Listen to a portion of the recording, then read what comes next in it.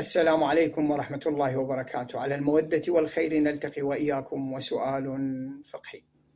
سؤالنا لهذا اليوم: ما حكم من يأكل ويشرب في المواكب ويأخذ لعائلته وهو ليس بزائر؟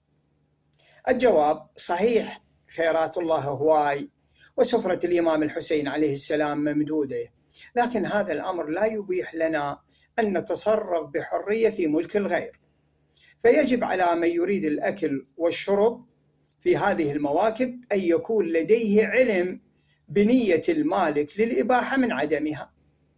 فأحيانا يتم التبرع بالطعام والشراب من قبل متبرعين، فعلى الأخوة أصحاب المواكب استعلام نية المتبرع عن الأمر.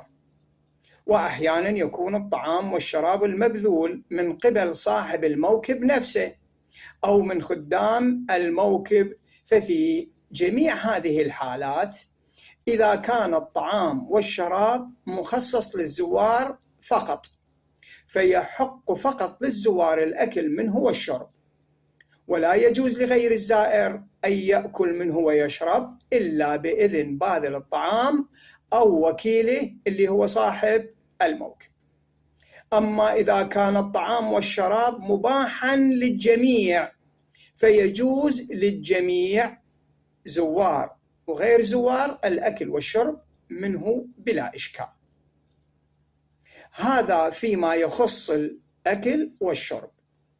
أما مسألة أخذ الزائر وغيره الطعام والشراب لعائلته غير الزوار، فلا يجوز إلا بإذن المالك أو وكيله صاحب الموكب.